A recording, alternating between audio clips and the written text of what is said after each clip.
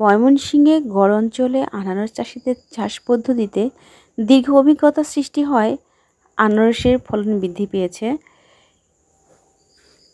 আজকে আনারসের খোঁজে আমরা যাব মুক্তাগাছা আনারস বাগানে। বিগত বছরগুলিতে নতুন নতুন বাগান স্থাপনা করা হয়েছে এই মুক্তাগাছায়। এখন যাচ্ছি মুক্তাগাছার উদ্দেশ্য। চারিদিকে সুন্দর গাছগাছালি, এগুলো দেখতে দেখতে আনারস বাগানে চলে এসেছি।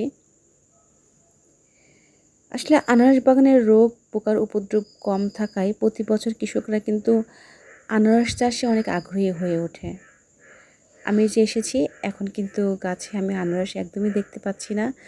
এখন আনারস নেই বললেই চলে। আমি চিন্তা করছিলাম আনারস বাগানে এসে আনারস নেব এবং খাবো, কিন্তু খুঁজে খুঁজে আমি আনারসই পাচ্ছি না।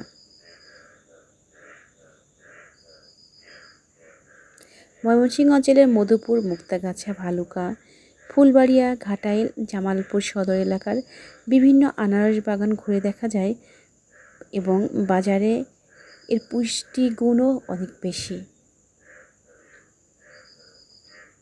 আমি মুক্তাগাছা জাতীয় উদ্যানের পাশেই এই আনারস বাগানে এসেছি। আবার এখানে দেখছি যে আনারস বাগানের মাঝে মাঝে পেঁপের গাছও লাগিয়েছে।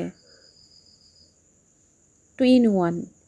এই যে একটা আনারস পেয়েছি, কিন্তু আনারস যাকে বললাম, ওনাকে বললাম বাড়িওয়ালাকে যে আনারসটা আমি নেব, তো উনি বললেন যে আনারসটা কিন্তু এখনও ছেঁড়ার মতো হয়নি, মানে খাওয়ার মতো হয়নি, এখনও পরিপক্ক হয়নি, আরও দিন 15 গেলে নাকি এটা খাওয়ার মতো উপযোগী হবে।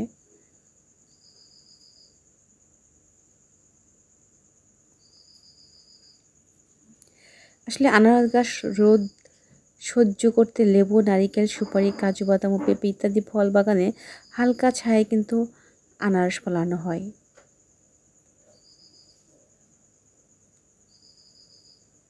ফুল নিয়ন্ত্রণ ও ফলের আকার বড় করতে হরমোন ব্যবহার করা হয়। মিলিবাগ পোকার উপদ্রবে সুমিথিয়ন, প্যারাথিয়ন ওষুধ স্প্রে করা হয় এই বাগানে।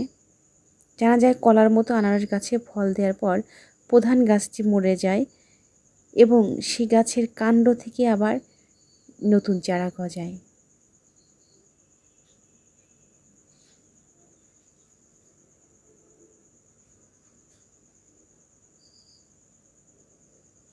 মুক্তাগাছা ও মধুপুর কৃষি অফিস সূত্র জানায়, গড় অঞ্চলের মাটি আনারস চাষের জন্য অনেক উপযোগী।